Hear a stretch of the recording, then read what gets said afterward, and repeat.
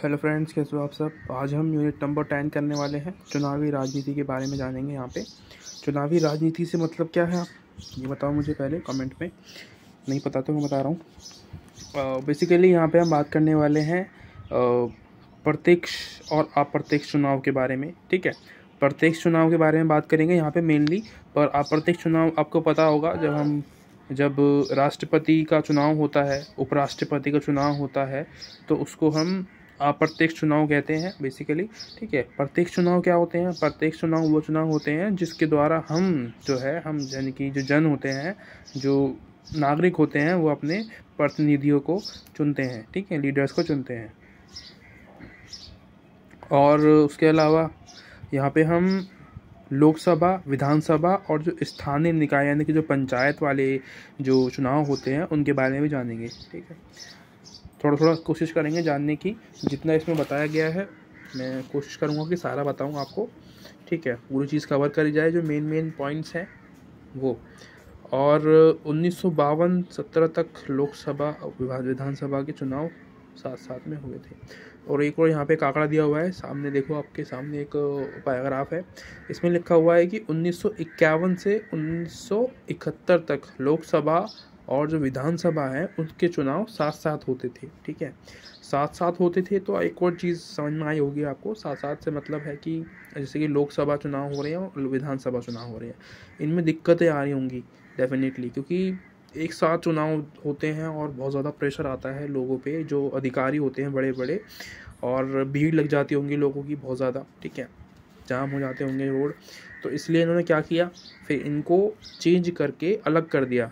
ठीक है, 1971 के बाद विधानसभा के चुनाव अलग होंगे और जो अपनी लोकसभा है उसके चुनाव अलग अलग होते हैं। ठीक, विधानसभा में क्या होता है आपको पता ही होगा।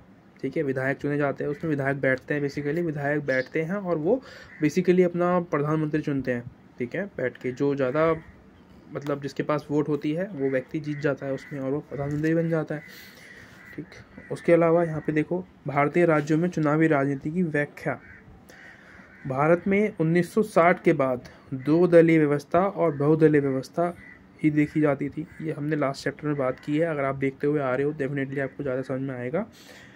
ठीक है, लिस्ट भी मिल जाएगी आपको डिस्क्रिप्शन में अगर आपको देखनी है, और प्रीवियस ईयर के क्वेश्चन आंसर भी इसमें इंक्लूडेड है, प्लेलिस्ट बनी हुई है। ठीक है, डिस्क्रिप्शन के अंदर।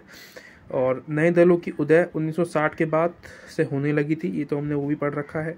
1960 से पहले भी दल थे, परंतु कांग्रेस प्रभुत्व अधिक था। चरण सिंह का उदय होना, कुछ समय बाद प्रधानमंत्री बने रहना। ठीक है, ये चरण सिंह भी हमारे देश के प्रधानमंत्री बने हैं। ठीक है, यहाँ पे दिया हुआ है कि लोकतांत्रिकरण के बारे में। ठीक है, चुनावी राजनीति और लोकतांत्रिकरण, इसमें क्या है बेसिकली। पहले ना क्या था कि महिलाओं को, आदिवासी जो थे, दलित जो थे लोग, उनको वोट देने का अधिकार नहीं मिला था। ठीक है, फिर बाद में क्या हुआ, उनको भी जो है वोट देने का अधिकार दिया गया। उनको भी जो है मतलब अपने जो नेता थे, जो लीडर्स थे, उनको चुनने का अधिकार दिया गया है, और उनको आरक्षण भी दिया गया है। उसमें आपको संविधान में पता ही होगा, ये सब चीज़ दी हुई हैं, तो उसके बारे में यहाँ पे दिया हुआ थोड़ा बहुत तो बता दिया मैंने। इसके बाद आता है चुनावी राजनीति के पैटर्न के बारे में, कि किस तरीके से जो चीज़ें होती हैं। ठीक है, कुछ दशकों में राज्यों के चुनाव में बदलाव देखे गए हैं। जैसे कि ये बदलाव थे गठबंधन के, यानी कि चुनाव में क्या था, अब पहले क्या था, गठबंधन नहीं होता था। पहले गठबंधन की सरकार नहीं बनती थी। गठबंधन से मतलब क्या है, गठबंधन से मतलब है जैसे कि भाई मेरे पास, मुझे खरीदने हैं 100 रुपये के कुछ भी, मतलब कोई खाना खरीदना है मुझे, या कुछ चीज़ खरीदनी है जो कि जिसका मूल्य 100 रुपये है। अब मेरे पास तो 100 रुपये नहीं है, मेरे पास सिर्फ 50 रुपये हैं। ठीक है, अब मेरे पास 50 रुपये हैं और मेरे दोस्त के पास भी 50 रुपये हैं, तो मुझे उससे 50 रुपये मैं लूँगा, वो देगा भी नहीं, क्यों देगा? फिर मैं उससे बोलूँगा कि कि तू भी उसमें से आधा खा लियो। ठीक है, तो मुझे 50 रुपये देगा, मैं खरीदूँगा उसको, और फिर हम दोनों साथ में खाएंगे हाफ करके। तो उसी को हम कहते हैं गठबंधन, यानी कि एक साथ मिलके सरकार बनाना। ठीक है, दो पार्टियां हैं, जैसे कि बीजेपी है और एक कांग्रेस है, तो दोनों पार्टियों के पास बराबर मत है, तो इन दोनों में क्या होगा, गठबंधन हो जाएगा और ये सरकार बना देंगे। बेसिकली इस तरीके से होता है। राज्य और राष्ट्र स्तरों के राजनीति में बदलाव किए गए थे। इसके अलावा जातीय के आधार पे कुछ नई पार्टियां देखने को मिली थी, जैसे कि ADMK, PMK, MDMK। जैसे कि BSP है ना, ये भी पिछड़े समाज के लोगों की जात मतलब वो पार्टियां हैं, ठीक है, दल है। तो ये दल है जो शुरुआत में देखे गए थे, उसके बाद फिर BSP अब ज़्यादा उस हाईलाइट में है, ठीक है। इसके बाद आता है राज्यों के चुनावी मुद्दे। ये प्रीवियस ईयर में आया हुआ है, इसलिए यहाँ पे मैंने इम्पोर्टेंट लिखा हुआ है, PYQ डाल रखा है। मुद्दे क्या होते हैं? जो भी राज्य होते हैं, जो भी पार्टियां होती हैं, उसमें चुनावी मुद्दे लेके चलती हैं वो लोग, ठीक है। जैसे कि आर्थिक मुद्दे होते हैं, उनके सामाजिक मुद्दे, सांस्कृतिक, राजनीतिक, इनमें से कोई भी एक मुद्दा वो उठा लेते हैं और वो राजनीति करने लगते हैं। जैसे कि किसी क्षेत्र में, जैसे कि बिहार में लेते हैं, वहाँ पे आर्थिक स्थिति अच्छी नहीं है लोगों की, ठीक है, प्रति व्यक्ति आय कम है या कुछ भी मान लो। वहाँ पे क्या होगा, कोई भी नेता अगर राजनीति करना चाहेगा ना, वहाँ पे उसको अगर जीतना होगा तो वो क्या करेगा, वो गिनाएगा वहाँ पे कि आपके पास तो रहने के लिए मकान भी नहीं है, आपके पास तो रोटी कपड़ा भी नहीं है, ये सब।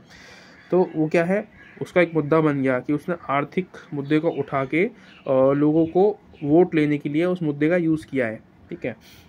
अब यहाँ पे एक और चीज़ आती है, वो तो हो गए पॉलिटिशियंस के लिए, ठीक है, आर्थिक, सामाजिक, सांस्कृतिक और राजनीतिक, ये तीनों चारों मुद्दे हो गए अपने पॉलिटिशियंस के लिए, ये यूज़ करते हैं।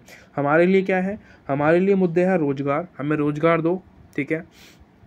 हमें महंगाई नहीं चाहिए, हमें उससे हमें राहत चाहिए, महंगाई कम करो, स्कूलों को बनाओ, ठीक है, हमारे बच्चे पढ़े ताकि उसमें जाके, अस्पताल होने चाहिए, ठीक है, ये सिस्टम अच्छा होना चाहिए हर तरीके से, रोड अच्छे होने चाहिए, है ना, ट्रांसपोर्ट जो चीज़ें हैं वो बहुत अच्छी होनी चाहिए, सुविधाएं, सामाजिक न्याय, कल्याणकारी कार्यक्रम, ये सारी चीज़ें जो है इसके अंदर इंक्लूडेड है, ठीक है, इंक्लूडेड है, ठीक है, इसमें संबंधित है, इसके अंदर आती है। तो ये क्या है, ये दो तरीके के मुद्दे थे। एक तो था हमारा जो पॉलिटिशियंस यूज़ करते हैं, ठीक है, और दूसरा मुद्दा था जो लोगों के लिए इम्पॉर्टेंट होता है ना, लोगों के लिए इम्पॉर्टेंट होता है रोज़गार, खाना, उनके लिए महंगाई कम करना है, स्कूल, अस्पताल। क्योंकि हमें जो एक मिडिल क्लास व्यक्ति होता है, जो गरीब व्यक्ति होते हैं, उनको यही सब चीज़ चाहिए। हमारे पास इतना पैसा नहीं है कि हम हॉस्पिटल यानी कि प्राइवेट हॉस्पिटल में जाके अपना इलाज कर पाएँ। हमें तो ऐसा हॉस्पिटल चाहिए जहाँ पे गवर्नमेंट हो, पर वहाँ पे सुविधाएं अच्छी हो। ऐसा नहीं है कि यार गवर्नमेंट बना दिए हैं, बस नाम के गवर्नमेंट है, वैसे वहाँ पे घूसखोरी चल रही है ना। VIP टिकट्स मिल रहे हैं, जो है पीछे से जा रहे हैं बड़े बड़े लोग वहाँ पे पैसे देके, और अपना जो है बच्चों का या फिर अपनी जो भी फैमिली में है लोग, उनका इलाज करा रहे हैं। तो ये सब नहीं होना चाहिए, सिस्टम होना चाहिए जो गरीब लोग जा रहे हैं उनका इलाज हो और जल्दी उनका इलाज हो। अभी मैं देखता हूँ जो कंडीशन है हॉस्पिटल्स की, गवर्नमेंट हॉस्पिटल्स की, अभी आप जाओगे, ठीक है, एक तो आपको इतनी भीड़ मिलेगी, आपको लाइन में लगना पड़ेगा, लाइन में लग के वो व्यक्ति मर रहा है पहले ही, वो लाइन में लगेगा, ठीक है, उसको जो है डेट दी जाएगी, हॉस्पिटल मतलब अंदर जाएगा पहले मिलने के लिए डॉक्टर साहब से, अंदर बैठे होंगे मज़े में AC में, वो देखेंगे, चेकअप करेंगे, फिर वो बोलेंगे कि एक्सरे करा लो या मतलब जो भी वो मांगते हैं ना, फिर वो उसके लिए वो भेजेगा, वो देख के आएगा, वहाँ पे बंदा जाके खुद ही देखेगा जो मरीज़ है, ये देखो भी, वो बोलेगा कि अगले महीने आना या 3 महीने बाद आना। तो इस तरीके से चलता है गवर्नमेंट हॉस्पिटल्स में। क्यों हो रहा है ये सब, ठीक है, ये सब आता है इसके अंदर, ठीक है। राज्यों के जो मुद्दे होते हैं वो इन सब चीज़ों पर ध्यान नहीं देते हैं, वो सब आपको बस भड़काने के लिए, वोट मांगने के लिए, जाति प्रथा पे वोट मांगने के लिए जो है तैयार करते हैं, और आप लोग उस पर वोट देते हो, ठीक है। गलती करते हो तो भुगतना पड़ेगा आप लोगों को खुद ही। अब ठीक है, मिलते हैं अगली वीडियो में। Thank you so much for watching.